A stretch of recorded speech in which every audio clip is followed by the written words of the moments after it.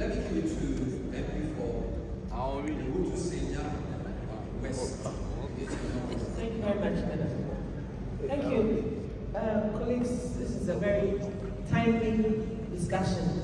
It is good that our senior colleague, the Honourable Minister, started this discussion early in the day and early in the period that we have to reset this country.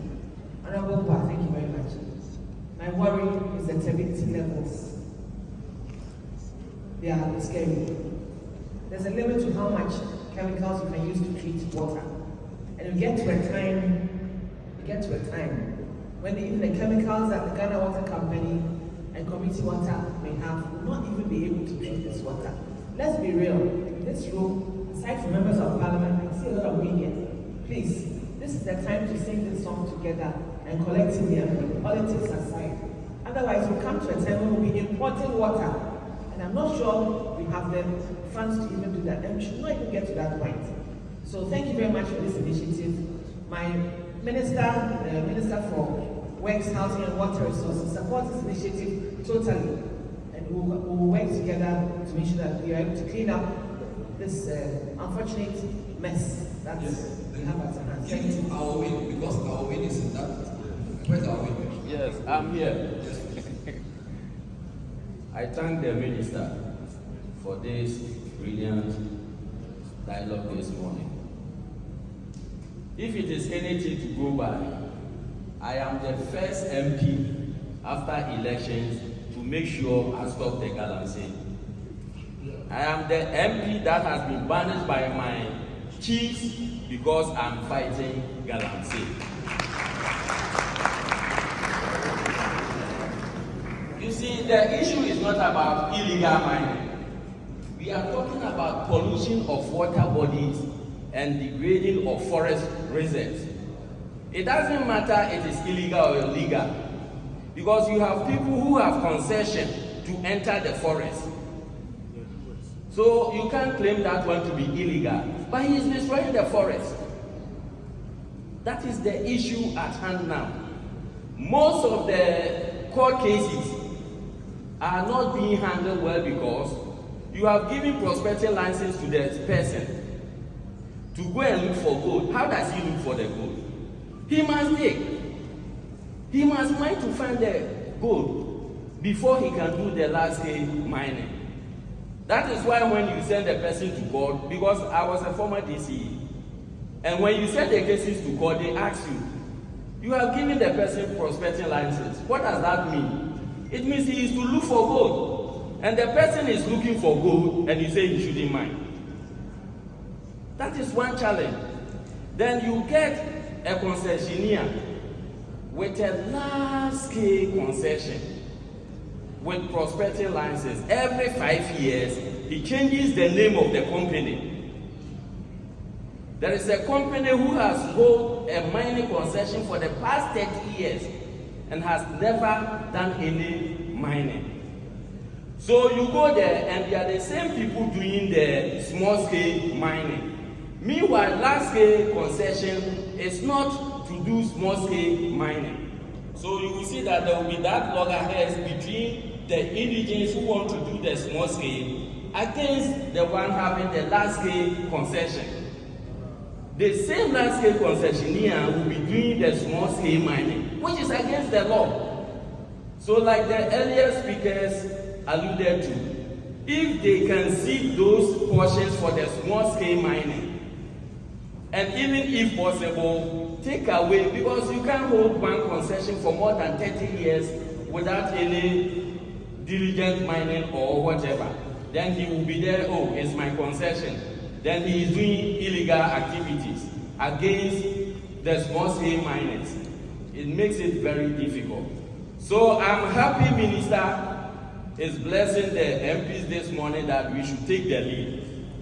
In my quest to fight the Galamsey activities, the issue was, we Nanano, we have the land. You as an MP don't have the land. So now as we sit here, people are calling me, people are in the forest. I tell them the land belongs to Nanano, so they should see Nanano. It makes it very difficult for you as a leader to take charge of some of these issues.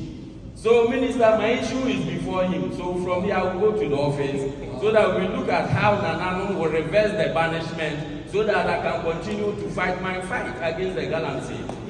I have local task force people who are ready to fight the Galamsey without even the security. Wow. We need only to empower them. If they get the blessing of the minister, we don't need the military or whoever. We can fight the Galamsey in my jurisdiction. Thank you very much. Actually, asked the Minister for Lands and Tribes some time ago. I took a visit, I gave it to officials to a Sikam near Chile. It has been reported to me that the river Green, which runs behind a Sikam, had been diverted. The mining was taking place right on the bed of River Green. When I went, there was nobody at the site. Apparently, they had been hinted that I was coming there that day. So, I had to leave. On my way to Chile, there were several uncompleted buildings along the way. And some school children were in those uncompleted buildings. In school uniform. At one point, a school girl called, Minister, he said he did too. Minister, and cheer papa. No, we are, okay. In English, please, Minister, don't address our parents. That is what we do to take care of us. That is the unity of the poor. Down to the school girl at P3. He knows the Galamsey. He knows the benefit of the Galamsey.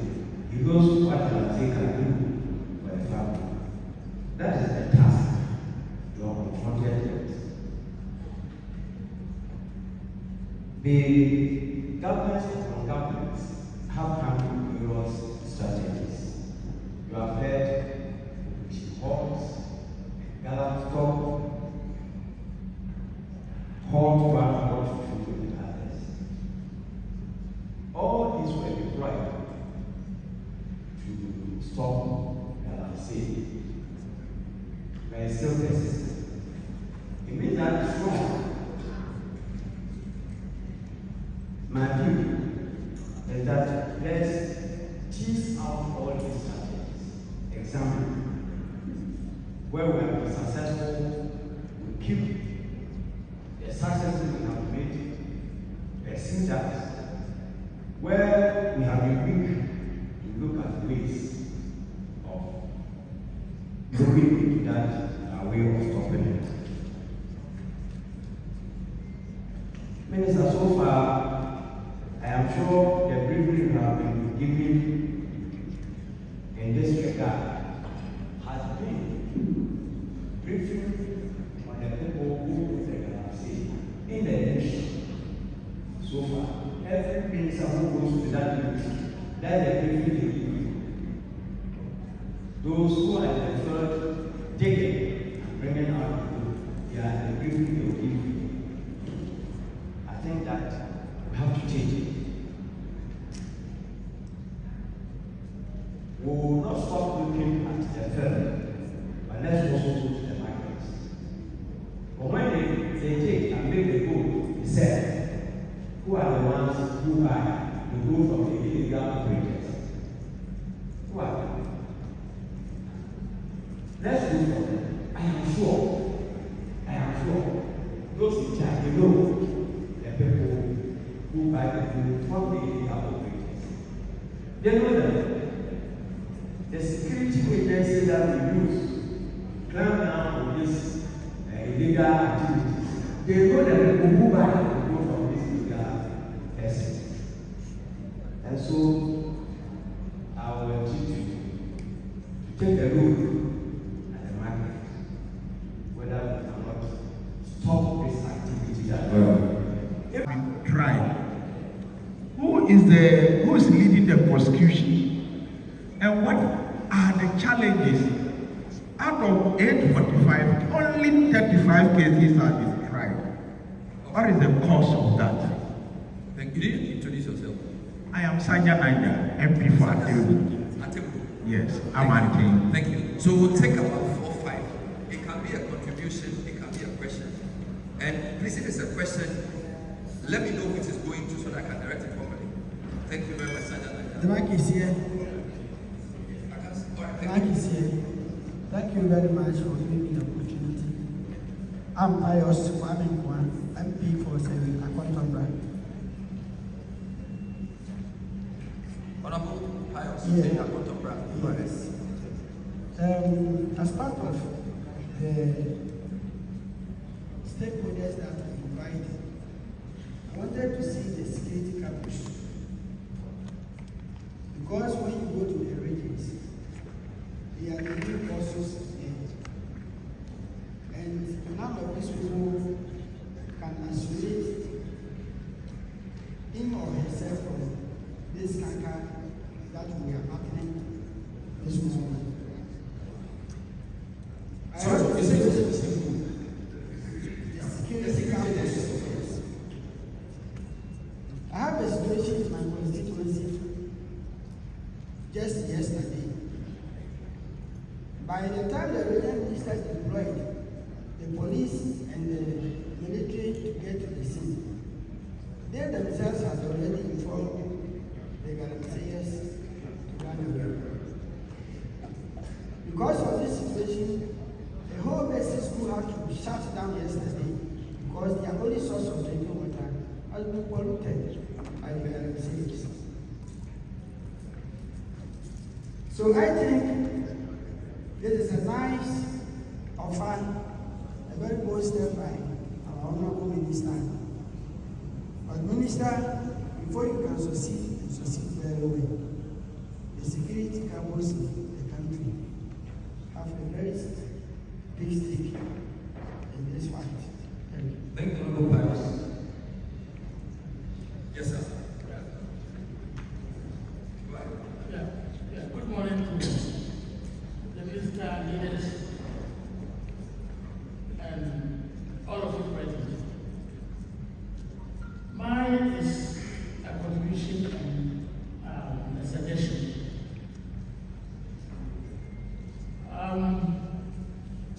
We must, as a nation, probably blame ourselves, or as leaders, blame ourselves for what is happening. We pulled back, and we've gotten to this situation that we find ourselves, where practically everybody doing what he wants. And I'm suggesting that what the government can do is to think of the concept of smart money. Smart money involves the provision of technology and implementation and some other forms of research that will improve the small-scale mining that people are doing. It will improve the efficiency, safety. We can look at how to work on the environment. And all this, I believe that it should be something that should come from the government side. These people working, if you ask them to do research work and come out with any solutions, I'm afraid you will not be able to do. The other one that I'm suggesting is that it's possible that legal small-scale mining, the government can first partner them. When I say partner them, can hold about 5% or 10% share in it, so that they can just keep an eye on what they are doing. Just like we have done some of the banks. If you go to Ghana Commercial Bank or any of these banks, there's a little percentage of the government is holding, and that always brings the government to keep an eye on what they are doing. You mentioned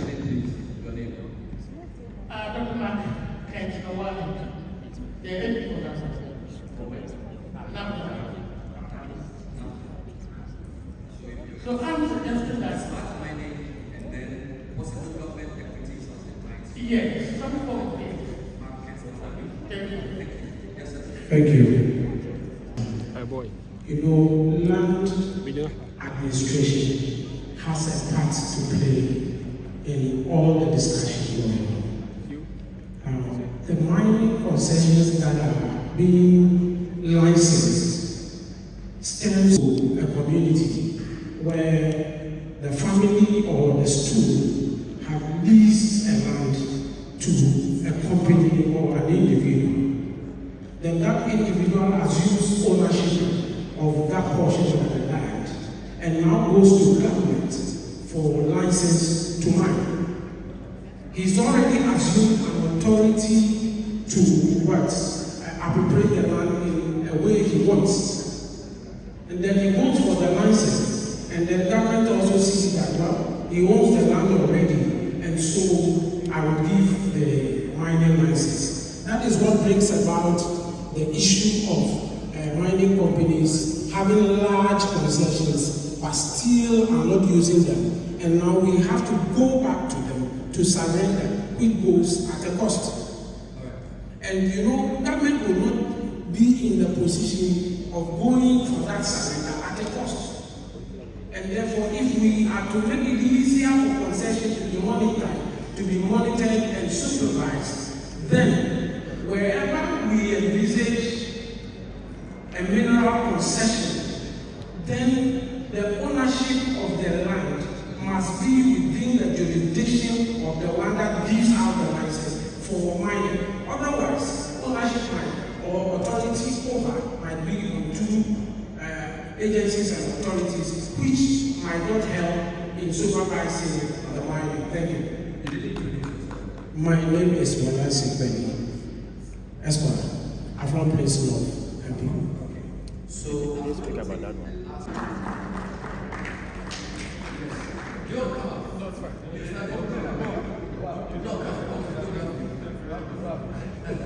So, come and talk a bit about what you've seen so far in the cocoa sector and what kind of support you need from MPs. Thank you. Who are at the borders, our immigration officers, or they will just take 30 cities and allow them to pass. They are on the road, the immigration officers are on the road. When they come in, they'll say, oh, we are not foreigners, oh, Ghana card, and they will show their Ghana card. Their reason for taking the Ghana card and the health insurance is to come into this country and help us to pollute our rivers and go back and have good water. So if we want to fight the foreigners from coming in, one, most of the towns, most of the border towns, you have to get a gazetted order so that when they are coming in, they can be controlled. Two, we the Ghanaians ourselves, we should take a consensuous effort to make sure that when the foreigners come in, we don't give them Ghana card, we don't give them health insurance. Because most of them, they come to Boku for clinic, they come to the other places for, to attend other facilities. So when we give them the health insurance, they just walk in and pretend they are Ghanaians.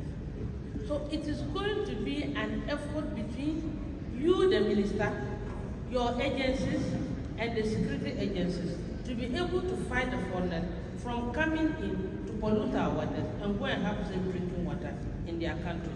Thank you very much. Thank you very much indeed. Please transfer ahead. We appreciate, I believe it's going to be the Deputy Minister for that sector. So let's acknowledge him. Thank you, sir, for coming. Good. I want to go to Honorable Jane Naana. Let him go first. He's older. After I'll come to you. Yes, sir. Thank you so very much. I want to take this opportunity to commend You are the last. Minister, good job there. I think it started very, very well. I overheard some of the police saying, loving ourselves, because we are obliged. I think it should be a compulsion that we succeed.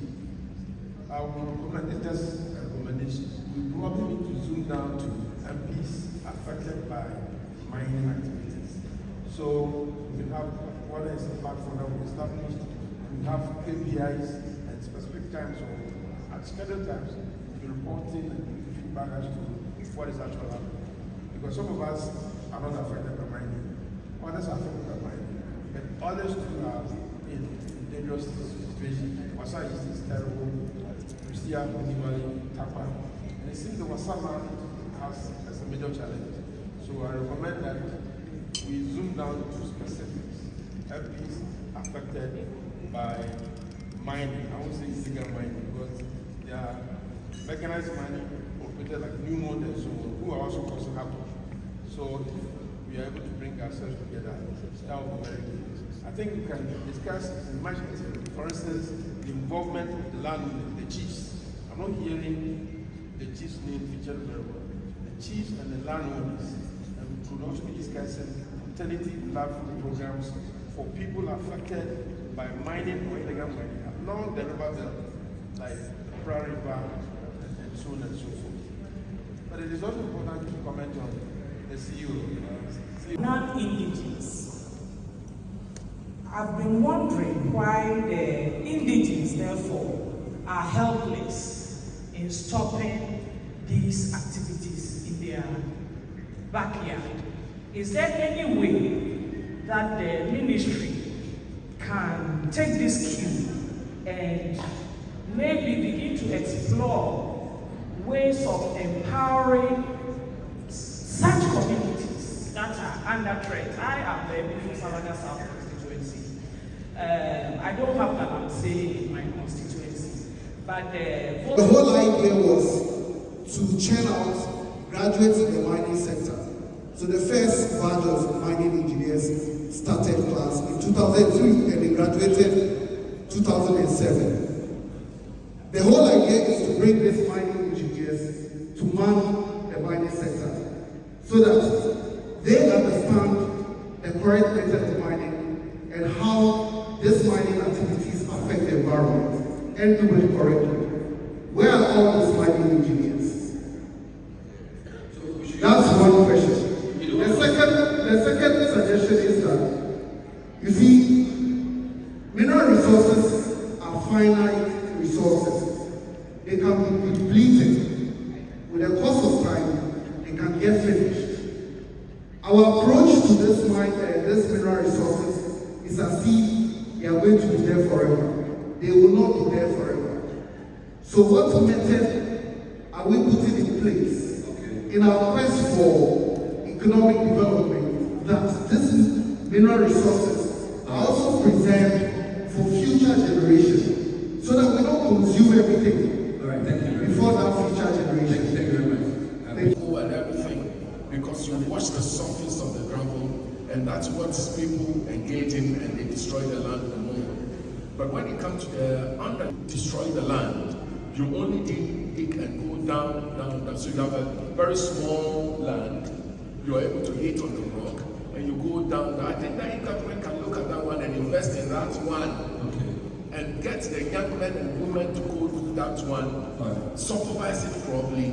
We have a way to go. But if not, the water wants a lot of money there, on the surface a lot of money there, and the owners of the land are benefiting so much. So please, let's look at it properly and look at the kind of mining and type we have, so we can stop them from being those that are not good, destroying the lands and the water, and those that we can do, protect them to do with.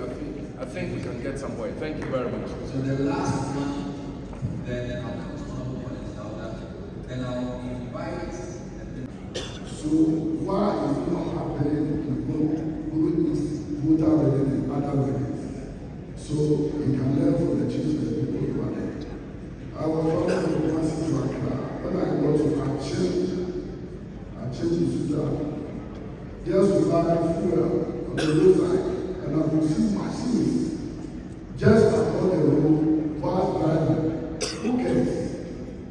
And the level of destruction that I saw over there, why are we still allowing these machines?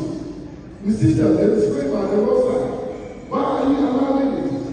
You know, you buy gun, you can call them, you can get opening beside that. We see those in so many times. Let me ask you if you can take action on this. Let's talk.